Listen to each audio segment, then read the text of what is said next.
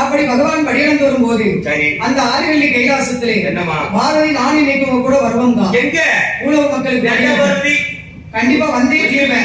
கூட்டிட்டு போக முடியாது. நான் வந்தே தீர்வேன் பகவானே. கூட்டி போல பெருத்த பிழை இருக்கு. ஏன் புருஷன் கூட பொண்டாட்டி வரக்கூடாதுன்னு சட்டம் போட்டுருக்காங்களோ அப்படின்னு நாங்க இருக்க போயிதான் எப்படி இருக்கோம். யோ என்ன அப்படி பேச தரவண்ண யோ அதில்ல பகவானே சாரி எடுத்தான். உலகத்துக்கு இன்னைக்கு நான் கூட படியில வர்றேன். சரி வேண்டாம் வருவேன். வரப்போறியோ? ஆமா கண்டிப்பா வரப்போறியோ? கண்டிப்பா வந்தே தீர்வேன். ஒரு சத்தியம் பண்ணி கொடு. என்ன சத்தியம்?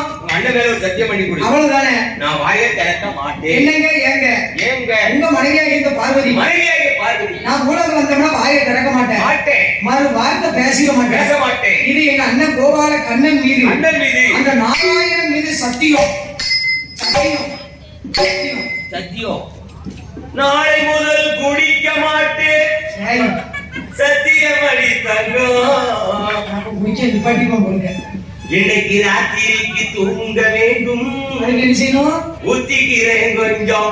குடியார போய் போன இதுக்கு சத்தியத்தை வந்து குப்பையில தான் போடணும். இப்படி நான் டெய்லி சத்தியம் பண்றோம்னு சொன்னேன். ஆனா அந்த பெருமாள் சத்தியம் பண்ணாங்க பார்வதி சத்தியம் அப்படி பார்வதி அப்பதான் அரம்பலாக நம்புது. ஏன்னா சத்தியம் செஞ்சு கொடுத்தா பகவான் பார்வதி மடியிலிருந்து வரக்கூடாத நேரத்துல ஆதிவல்லி கைலாசத்தில்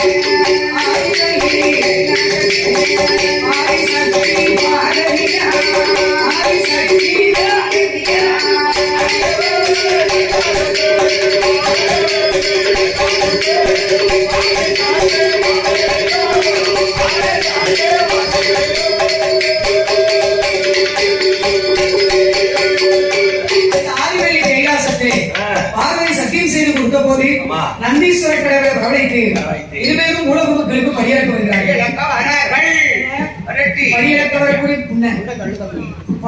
படியிறக்க வரும்போது என்ன நடந்தது தெரியுமா? அண்ணாச்சி கணக்கு எடுக்கல. என்ன நினைச்சு ரீடிங்க அப்ப என்ன நினைச்சு நல்ல எங்களுக்கு கரண்ட் ஓவரா வருது. நீங்க குறைச்சி எரிக்கணும். நைட் படுக்கையில லைட் ஆஃப் பண்ணிட்டு படுக்கணும். பேரனை ஆஃப் பண்ணணும். ஆதிவல்லி கைலாசத்திலே பகவான் பார்வதி படியிலிருந்து வரும்போது அப்படி பகவான் படியிலிருந்து வரக்கூடிய வேலையிலே அங்க என்ன நடந்தது தெரியுமா? பகவான் பார்வதி படியிலிருந்து வரக்கூடிய வேலையிலே பார்வதா தேவியாளர்கள் அமைதியா வாரா இவளை பரிசோதித்து பார்க்க வேண்டும் என்று ஆண்டவனாகிய சிவபெருமான் வருகிற வழியில பெரிய ஆலமரத்து திஷ்டி கீழே 5-6 ஆறுகளை பரிசு ஆலமரத்திலே 12 வயசுக்கு ஒரு பாலகனின் பையன் புத்திசாலி பையன் ஆட்டி கொலையை வெட்டிக்கிட்டு வெட்டிச்சதான் பாலுக்காக கேட்டு மேல பார்த்தா அந்த பாலகனுக்கு நாம உயிர் கொடுக்கணும். அதே பாலகன் வெட்டி முடிந்து கீழே விழுந்தோம்னா இறந்து அவன் இறக்க கூடாது. கீழே விழும்போது அவன் அம்மான்னு சொல்லி விழுந்துட்டான். ஆதி பராசக்தி நாமே காப்பாத்து அப்பான்னு சொல்லி சட்டமே கேட்கல.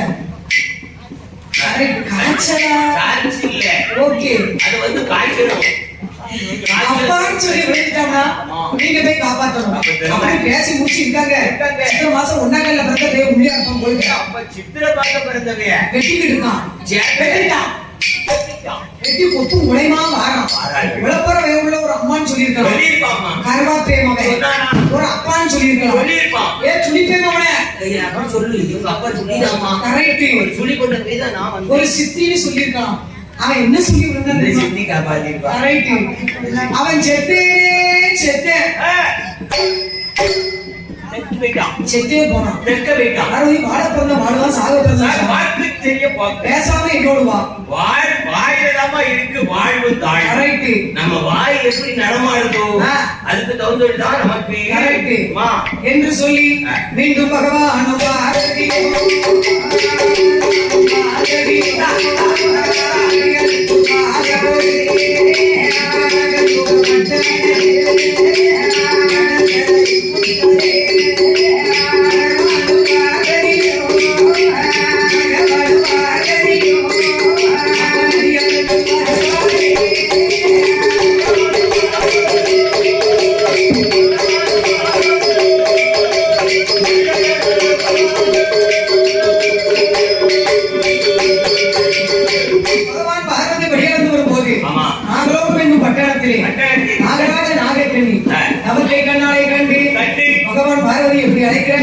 எப்படி செய்த தாபம் போதுமடா சீக்கிரமாய் எழுதி வரா தபம் போதுமடா உன்னை தரடா தபம் போதுமடா பகவான் உன்னை தரடா என்றே சொல்லுவானே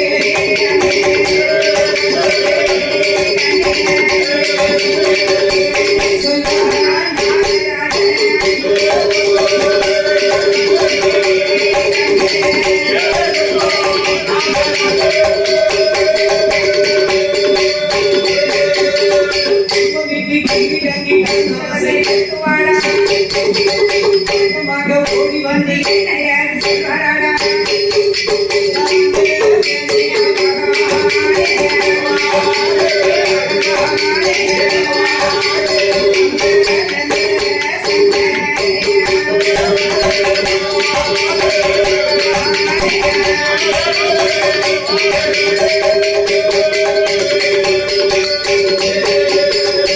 நாகராஜன் நாகக்கண்ணி அழைத்து ஆமா உனக்கு என்ன வர வேண்டும் என்று ஆண்டவனாகிய சிவபெருமான் கேட்கிறார். பார்த்து கேட்காரு பகவான் கேட்ட உடனே என்ன சொல்றா நாகம்மா சொல்றா என்ன சொல்றா எனக்கு எல்லா விதமான வசதிகள் இருக்கு சிவனே.